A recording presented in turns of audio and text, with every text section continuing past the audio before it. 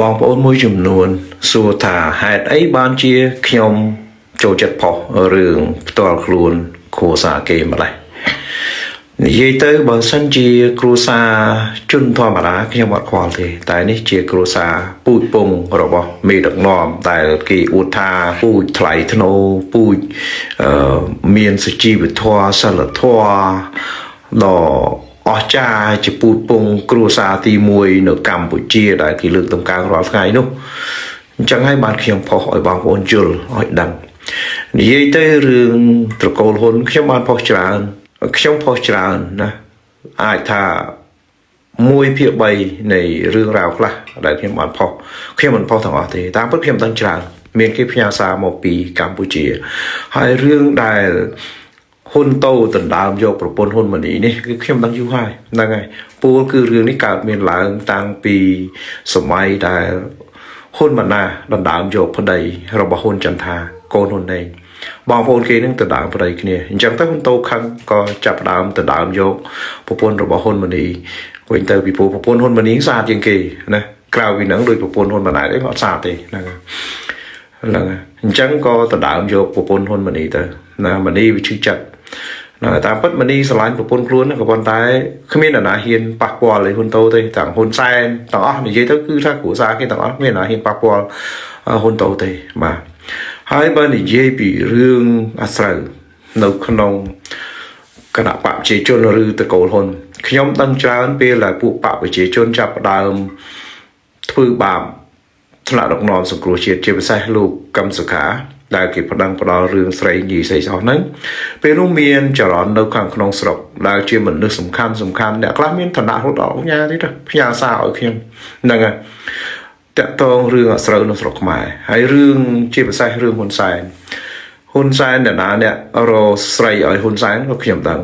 ណាហើយមនុស្សនៅក្នុងគណៈបកប្រជាជនដែលមានរឿងអាស្រូវច្រើនជាងគេបន្ទាប់ពីហ៊ុនសែនហើយចង់និយាយថាអាចច្រើនជាងហ៊ុនសែនទៀតគឺជាសុផារ៉ាក្រៅពីហ្នឹងគឺគៀតឈុនបាទគៀតឈុនពៅបញ្ញាពេជ្រយើងដឹងពៅបញ្ញាពេជ្រមានរឿងអីបងប្អូនរកអត់ឃើញទេតែគៀតឈុនហ្នឹងគឺជាមួយពៅបញ្ញាពេជ្រហ្នឹងហើយមានរឿងច្រើនទៀតមន្ត្រីអ្នកស្រុកខ្មែរទាំងអស់ណាតាំងពីសំបីតទាបាញ់សំបីតសខេងសំបីតយីម៉ែនសំអនណាហើយតាំងពីសម័យសុកអានៅរស់ណាសំបីតហេងសំរិននឹងក៏ស្រីមិនតិចដែរច្រើនណាស់ពួកនឹងសិតតែមានស្រីចិញ្ចឹមស្រីអីច្រើនណាស់ខ្ញុំមិនចង់ផុសហើយមានរឿងមួយដែលអស់សំណើចបងប្អូនពេលនោះអ្នកដែលផ្ញើសារមកណាដោយតែបងថ្លៃខ្ញុំទៅទៀតពីព្រោះគាត់នឹងណាមានឋានៈទូរទីអីធំនៅក្នុងគណៈបព្វជិជនដែរណាខ្ញុំភ្ញាក់ព្រឹកណាឃើញទាំងរូបគាត់ទាំងស្រីកំដានស្អីគាត់ទាំងអស់ណាក៏ប៉ុន្តែនិយាយទៅខ្ញុំអត់ផុសប្រហែលទេហើយសូម្បីពួកមន្ត្រីសម័យថ្មីឥឡូវនេះគាត់មានច្រើនដែរដែលគេផ្ញើឲ្យខ្ញុំសូម្បីតែអូនពាន់មនីរតណាប្រាក់សុខុនណាសូម្បីតែហងជួនរងណាពួកនេះស្រីញ៉ុកគូតមានច្រើនទៀតណាដែលគេផ្ញើឲ្យខ្ញុំមានទាំងឈ្មោះស្រីទៅទៀតហ្នឹងខ្ញុំនិយាយទៅខ្ញុំមិនចង់លើកទេក៏ប៉ុន្តែបើនិយាយពីរឿងអាស្រូវរឿងថោកទាបគឺពួកបកប្រជាជនរឿងស្រីញីនេះមិនបាច់និយាយហើយកូនហ៊ុនសែនទាំងអស់ហ៊ុនម៉ាណីអត់ខូចដល់ហ៊ុនម៉ាណែតហើយនឹងហ៊ុនម៉ាណិតទេហ្នឹងហើយម៉ាណែតខូចជាងហ៊ុនម៉ាណីឆ្ងាយខ្ញុំក៏មានឯកសារស្រីញីរបស់ហ៊ុនម៉ាណែតគឺច្រើនម៉ាណិតក៏ដូចគ្នាណាក៏ប៉ុន្តែគាត់តែថាមិនបែកធ្លាយអីដូចហ៊ុនម៉ាណីហើយរឿងហ៊ុនម៉ាណីដែលបែកធ្លាយហ្នឹងគឺបងប្អូនគេហ្នឹងធ្វើស៊ីគ្នាឯងហ្នឹងហើយ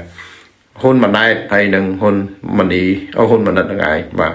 អានោះបងប្អូនត្រូវយល់ហើយរឿងមួយដែលបងប្អូនត្រូវចាំណាតិចថា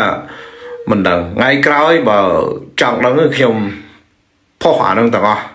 ជាពិសេសពេលដែលហ៊ុនសែនចុះទៅខេត្តឬក៏ចេញមកក្រៅជាពិសេសដែលមានឱកាសចេញមកប្រជុំអាស៊ានឬក៏អឺរ៉ុបអីដូចគ្នារហូតដល់ពេលហ៊ុនម៉ាណែតនេះយកគំរូដូចឲ្យអញ្ចឹងគឺពួកគួជេម៉ែយ៉ែមគេនឹងគេឲ្យស្រីតារាឬស្រីក្មេងដែលគេរកឲ្យសម្រាប់ឲ្យហ៊ុនសែនឲ្យហ៊ុនម៉ាណែតឲ្យពួកអមេថោងសំខាន់ទីប្រឹក្សាគេនឹងគេឲ្យពួកនឹងជិះយន្តហោះមកមុនដែរហ្នឹងហើយពួកហ្នឹងមកមុន 3-4 ថ្ងៃមកដេកឬក៏មកទឹកមកដើរលេងអីកំសាន្តអីនៅក្រៅប្រទេសហើយអស់ នៅរៀបចំដល់ពួកហ្នឹងទៅគេបានទទួលតែម្ដងអាហ្នឹងបើសិនជាពួកហ្នឹងមកអត់យកប្រពន្ធយកអីមកហ្នឹងហើយបើថាយកមកគឺអត់ហើយបើថាអត់ហូដូចខ្ញុំបញ្ជាក់យ៉ាងគឺគេឲ្យស្រីក្មេងស្រីតារាអស់ហ្នឹងមកមុនអស់ហើយហ្នឹងគេរៀបចំឲ្យអស់ហើយទុកឲ្យកន្លែងអស់ហើយអាហ្នឹងបងប្អូនទៅយល់ណាយើងជាប្រជាជនអត់ដឹងទេហើយអានេះចំណាយច្រើនណាលួចប្លន់ជាតិហ្នឹងហើយបាទខ្ញុំក៏មានប៉ុណ្្នឹងដែរដែលជួបបងប្អូនហ្នឹងហើយរឿងដែលខ្ញុំផុសរឿងហ៊ុនម៉ាណីហ្នឹងគឺវាតាក់ទងចឹងព្រោះគ្រួសារមានដឹកនាំណាមិនមែនគ្រួសាររាជសម្ាញ់បើរាជសម្ាញ់ខ្ញុំមិនទៅផុសទៅផ្សាយអីទេបាទសូមអរគុណ